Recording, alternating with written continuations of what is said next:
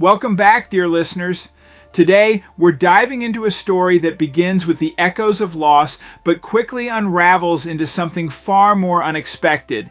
Barry and his siblings, Kim and Nell, are brought together by their mother's passing, a moment filled with both sorrow and the promise of inheritance. But just as they prepare to say their final goodbyes, something extraordinary happens, setting off a chain of events that will challenge everything they thought they knew about family, trust, and even reality itself. What unfolds next is a tale of secrets, betrayal, and the unbreakable bonds of siblinghood. So settle in, because this is one journey you won't want to pause. Let's begin. Barry and his siblings Kim and Nell had been called home for their mother's funeral. They had all grown up with her and were sad to see her go. However, it was also a time of joy, as they were to divide up the inheritance she had left them. The funeral went as expected, and the siblings said their final goodbyes to their mother. Suddenly, to everyone's amazement, their mother's eyes slowly opened.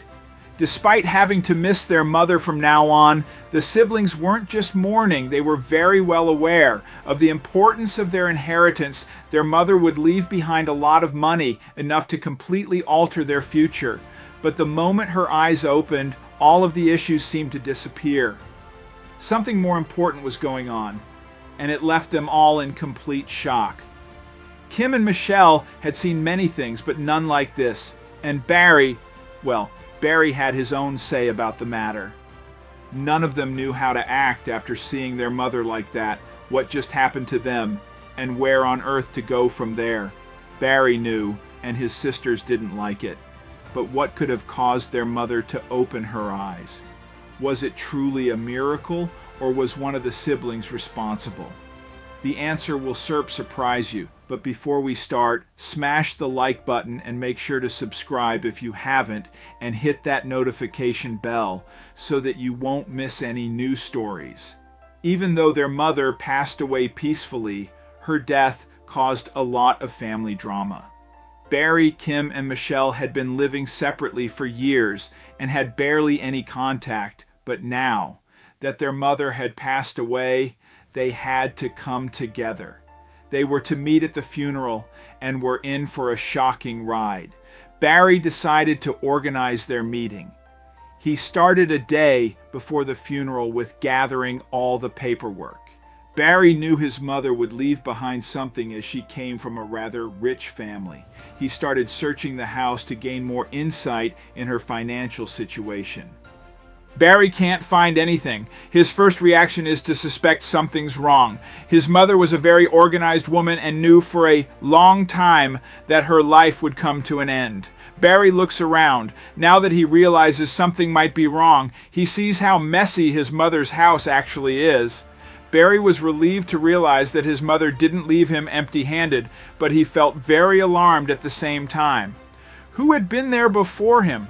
What was their intent? And what did they do with the papers and possible belongings?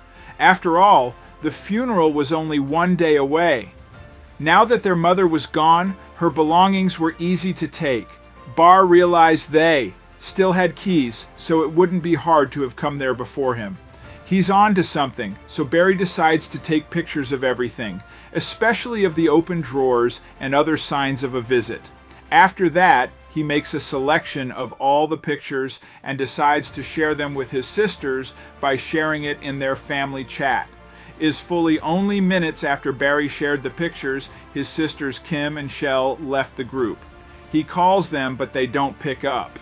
The stress got to Barry. He felt weaker and dizzy. He tried sitting down, but it wouldn't get away from him. He felt as if he was poisoned or something like that. Barely conscious, he tries to go back to what he'd eaten and drank. Then he realized something. Barry drank some tea on his way in. Although he made it himself, the bag was already in. Was he poisoned by some innocent tea? He decided to at least call someone and started to look for his phone. He can't find it. Barry could barely see straight and felt as if he was entering a fever dream. Then he hears a phone ringing. It's right next to him, and he tries with all the power he has left to grab the phone. A soft and soothing voice talks to him. He doesn't recognize the voice. He can't find the power to speak, so he just listens. The soft voice tells him who's responsible for the stolen papers and missing possessions of his mother.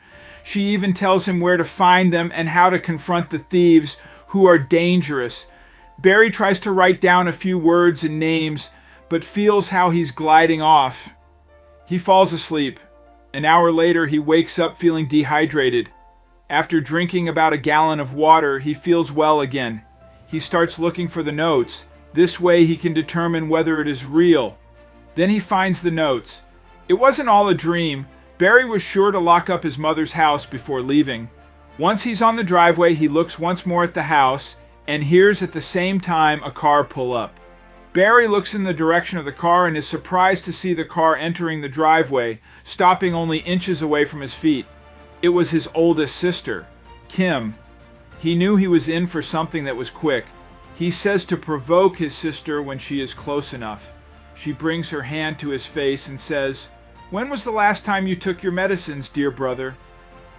Hours later, Barry woke up somewhere else without a memory of how he got there. Kim was carefully stroking his hair while he was lying on a couch in a poorly lit room. Yet, he didn't feel the urge to ask where he was. It's in some way, it resonated with him. He looked at his sister, he had to rest, and was finally alone after his sister dropped him off. As Kim sat inside her car parked close to Barry's house, she was fighting her urge to sleep. The lights in Barry's house were still on, and once very few minutes, she saw Barry passing by the window. He looked disturbed, sleepless, apes, and above all, he seemed to be plotting something. What was going on in his mind? All of a sudden, Kim wakes up. She's frustrated with herself for having fallen asleep, but soon realizes there is no time for that and for the entire night. Kim looks for her brother, but despite her effort lasting the entire night, she doesn't find Barry. Pale and exhausted, she arrives home in the morning. The funeral was only hours away, and she still had to prepare the paperwork. She accepted that Barry was gone for now, but little did she know he'd appear very soon. The funeral service takes place, no sign of Barry yet. Most people were aware of his condition, so they couldn't be too surprised. Everyone says their goodbye, and finally it's just Kim and Michelle next to the coffin. Then the door opens. A nurse walks in. She's dressed in hospital clothes and comes in looking worried. She doesn't introduce herself, nor does she greet them. She says it's about Barry. Michelle and Kim are unpleasantly surprised. The nurse clearly wants to talk to them, but Michelle and Kim are in an intimate moment standing next to the coffin. You're a speech at to be. They have to make a choice. Do they speak to the nurse, or do they finish their last moments with their mother? Kim leads the way. She makes a wordless gesture to Michelle, telling her that she'll be right back after speaking to the nurse. They walk off and sit down in a private room, just the two of them. No Michelle in the room. The nurse tells Kim that they ran into Barry, who was walking around the neighborhood disordered. So they took him in, and he was physically feeling well at the moment. Kim is relieved to hear about her brother's whereabouts, but feels sad to hear about her brother this way. Then the nurse has a strange request. Because she asks Kim to postpone the funeral. Kim is surprised. The nurse then proceeds to tell Kim about her hopes for Barry. She expects him to recover, but wants him to be able to say goodbye to his mother. She tells Kim how beneficial this would be for Barry. Kim has to make a decision. Kim understands and thanks the nurse for her bravery, and she tells the nurse she's willing to think it over, but that she has to ask Michelle about her opinion first. Nan, after all, postponing the funeral would hurt her just as much. Then the nurse suddenly jumps up. The nurse can't control herself. No, not Michelle, please, she begs. She asks Kim if she's crazy after what happened between Michelle and Barry. Kim doesn't know what she's hearing and asks the nurse what she's talking about. Well, Kim was in for a ride. The nurse starts telling Kim about their history. It started all back when their beloved mother started having health issues. Michelle started demanding most of her time while leaving Barry out of it. Barry loved his mother so dearly. That Michelle's behavior terribly hurt him. That was when things started to get worse with Barry. The nurse was just getting started. Michelle kept demanding their mother's time more and more, even though their mother wasn't allowed too many visits. Barry couldn't visit her anymore. That's when he got in touch with the hospital, as he felt his health getting worse. There was more. Things got even worse. The nurse tells Kim how Michelle even tried to change the will. She tried to get rid of both Barry and Kim. Kim is shocked. She asks the mother how she tried to get the change of the will arranged, and nurse tells Kim that Michelle kept telling lies about Kim and Barry to make herself look better. Barry found out shortly after. That's when he started to lose his sense of reality. The nurse adds with great concern, but the nurse asks Kim to come with her to see Barry. This way she can tell Barry in person that she'll support him and everything will be real. All right? Kim wipes away her tears and agrees. She gets ready to leave with the nurse, but before she does, she has one more thing to deal with. What about Michelle? Kim comes up with a smart little plan. Z tells Michelle that Barry is taken in at the hospital and that she has to sign for something. As the oldest sister, Michelle believes it right away. She tells Kim that she'll wait and will go for a coffee somewhere in the meantime. Once they arrive at the hospital and park their car, Kim notices a familiar red car. The car looked exactly like the car of Michelle's boyfriend, especially because it was such an unusual car. The nurse and Kim walk into the hospital without checking in to make up for the wasted time and traffic. They soon reach Barry's room. The room is entirely empty. The nurse now loses her C as well. She dials the reception right away to ask whether Barry was moved to another room. She has a bad feeling, and so does Kim. The receptionist answers right away and has some bad news for the two worried women. The receptionist tells the nurse that Barry went home after his brother insisted. His brother, the nurse asks Kim whether she has another brother. Kim looks shocked and yells, "No!" Kim doesn't hesitate and grabs her phone right away. The nurse joins her as Kim puts the phone on speaker. As the phone rings and rings, but no answer yet.